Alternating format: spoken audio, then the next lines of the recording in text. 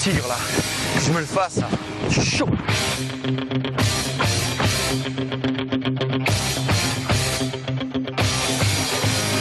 Ça va David? Salut Nico.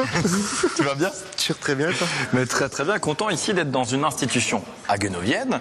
Alors qui dit institution dit forcément histoire. Tout à fait. C'est quoi l'histoire du tigre? Le Tigre, 1772. La brasserie Cronenbourg, anciennement appelée Tiger Bock, d'accord, a donné ce nom à cette brasserie alsacienne et c'est resté.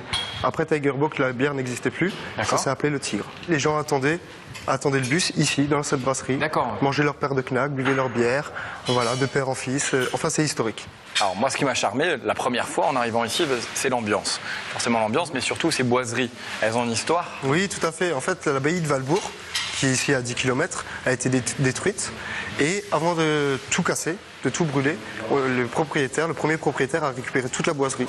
Alors on a aussi les deux tableaux, mais qui sont tout récents. C'est un client qui venait manger tout l'été, avec qui on a sympathisé, l'esprit brasserie, voilà. Et il s'est retrouvé qu'il était peintre. Et il faisait beaucoup de tableaux d'art comme ça, on lui a demandé de nous représenter l'âme d'une brasserie, la vraie. Et aujourd'hui, voilà, on a décoré, il a su nous retransmettre l'esprit brasserie par ses tableaux. Et dans un des tableaux? Voilà, derrière le bar, vous avez le patron, mon père, qui est derrière le bar et qui sert le vin. En un mot, résume-moi l'ADN du tigre. Familial. Je pars sur cette note familiale. À tout à l'heure. Je suis avec le chef Patrick Noisette qui va nous concocter un vrai plat de bistrot parisien. Et c'est quoi? Un plat parisien, un vrai parisien. Dans les boucheries parisiennes, ce que les gens ils aiment en fait, c'est les côtes de veau. Donc là, on va trouver les côtes de veau, côte première avec un os en fait. Voilà, et on va servir ça avec une pomme duchesse aux épinards, des petits champignons, une sauce aux petits champignons, lardons et crème épaisse. Allez, on y va. Donc tu vas me donner un petit coup de main. On a fait les épinards, on tire juste la tige du milieu pour pas qu'il y ait de fibres quand on va faire, quand on va les mixer. Voilà, juste ça du milieu. Hop là, on les jette dans l'eau légèrement salée.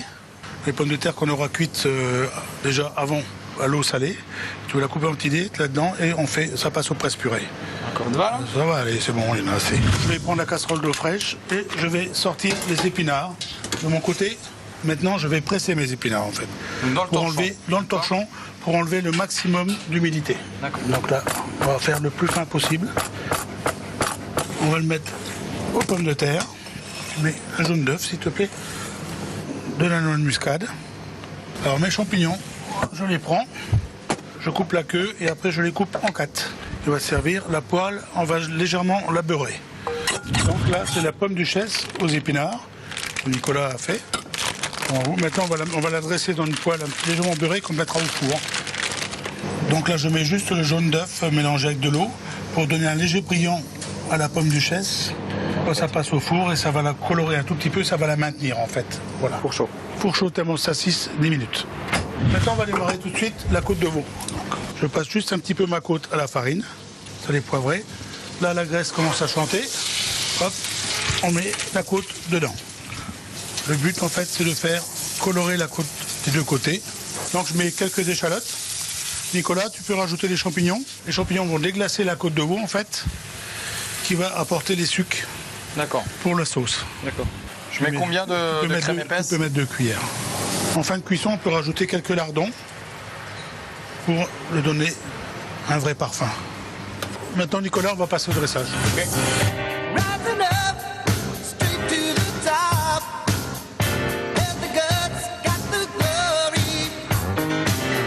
Patrick, je te laisse présenter ton plat aux téléspectateurs d'Alsace 20. Ayant fait mes armes un petit peu à Paris, à l'époque, j'ai appris à travailler à la parisienne dans les brasseries. Donc là, vous avez une côte de veau cocotte avec des champignons, des lardons, une crème épaisse. Et un régal à déguster. Merci les enfants, père et fils, bonne continuation, Tigre Haguenau.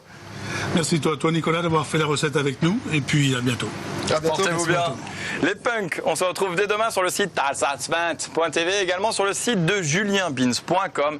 Et ici, au Tigre, ils connaissent le mot de la fin. Et surtout, ne soyez pas ça!